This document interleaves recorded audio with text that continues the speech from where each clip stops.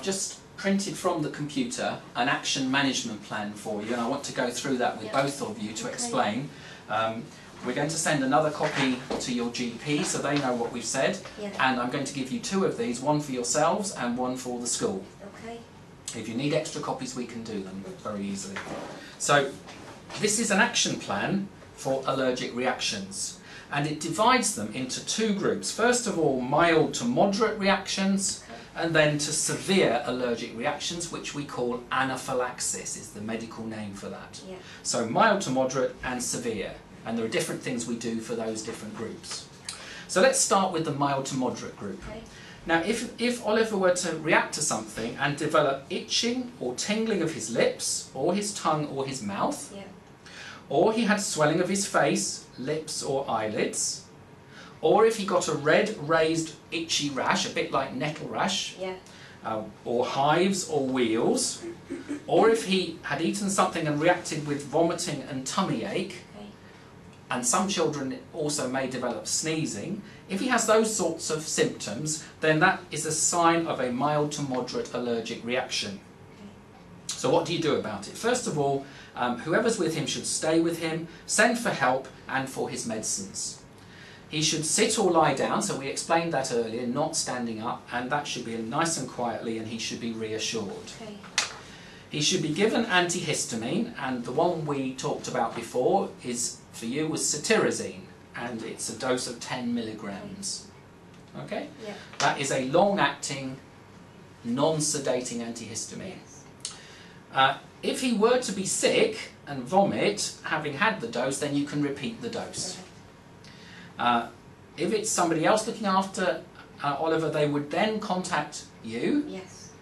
And he should be watched carefully to see if it develops at all, and he should avoid exercise. So if you have the antihistamine and feel a bit better, we don't want you to then go on the sports field and run around a lot, because you could have other problems later.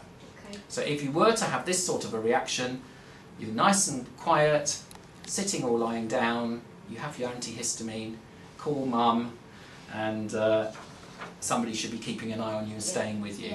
Now, is that quite clear? You understand that? Yeah, that's good. Okay. So now we're going to talk about the serious ones. And I'm going to explain what tells us it's serious. How do we know it's serious and not just mild? If any of these things happen, then we call it anaphylaxis. So this is important.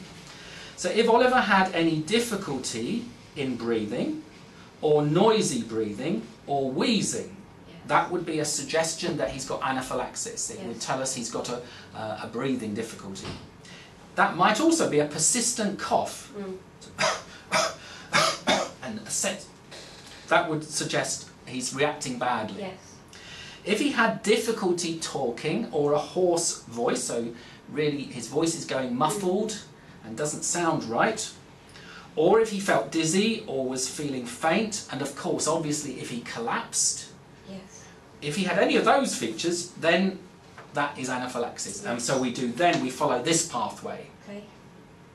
If you're not quite sure, then we're going to treat as though it's anaphylaxis. So if you're not sure if it's mild or severe, we're going to treat for severe, because these things happen very quickly, and so we don't want to waste time. If we think he might be having anaphylaxis, we want to give him his adrenaline promptly, because that is the best medicine for anaphylaxis.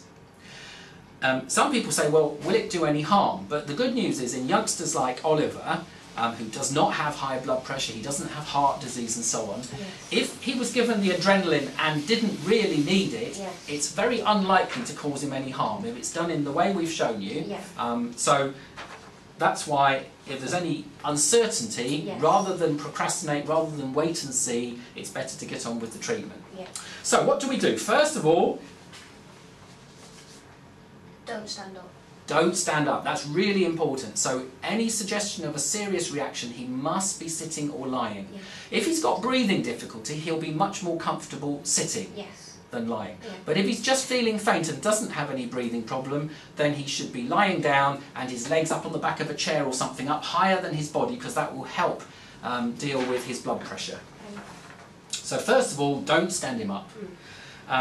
Lie him down with his legs elevated, or sit him up if breathing difficulty. Send for help. phone 999 and say he's having anaphylaxis. Right. Anaphylaxis Yes. is what we say on the phone on 999 to the ambulance. Yes. Okay? Because then the ambulance team will know that they need to send a crew and they need to have adrenaline and so on. Yeah. Now the next thing you do, somebody's gone off, they're dialing 999, and then you're going to get on with the adrenaline, and I've shown you how to do that. Yes. So we promptly give him the adrenaline, and in his case, he's more than 30 kilograms, and therefore he has the adult 300 microgram EpiPen, which is what he's got. Yes. Okay. So he's giving that into the middle of his thigh, as we showed you earlier on the outer aspect here. If he has asthma, well, you have got some asthma, and you're having any difficulty breathing after the EpiPen, then the next thing to do is give the blue reliever inhaler. So your normal asthma reliever inhaler. Now you've got the blue one that we call salbutamol, and we're going to give you quite a lot of that because the ambulance is coming and we want to get you as good as possible until we get you to the accident department. So we're actually going to say you can have up to 10 puffs of it. To really open up your air tubes and help you. Okay? And then the last thing... Sorry, is that one after another? Yeah, if you've got a spacer device, you know those big volumatics, if you've got one of those available, that's the best way. Right. Because especially if he's got breathing difficulty, it will be the best way to get it into him. Yeah. And if you're not quite confident how to do that, we'll go through that separately with you and just make sure we'll do a practice session with you. Okay, and then having done the adrenaline, the asthma blue inhaler, now we're giving his antihistamine. So it's in that order. Number one, positioning him safely so he's not standing up, calling the ambulance, then the adrenaline, then the asthma inhaler, and finally the antihistamine. Okay.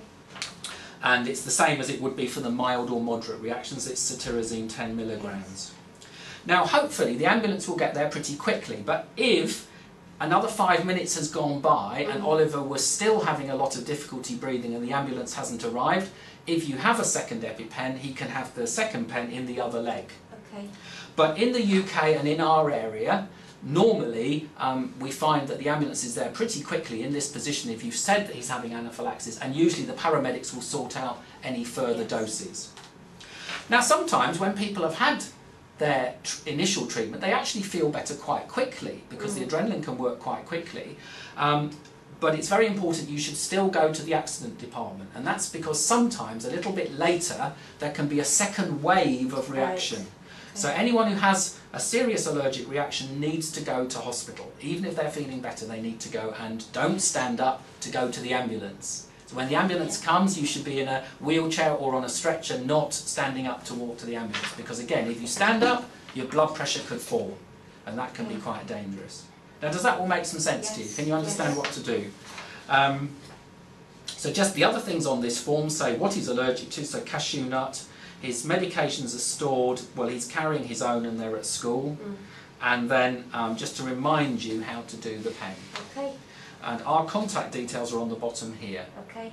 Now we would like to arrange that the school nurses are rehearsing this technique with you, every year to make sure that you're up to speed, and we'll be seeing you in the allergy clinic every couple of years to make sure you're doing okay. And if there's any problems in the meantime, you'll get in touch. Yeah. Now does that all make sense? Are you clear what to do? Yeah. So what would be a serious reaction, Oliver? What things would tell you it's serious? Difficulty breathing. Good.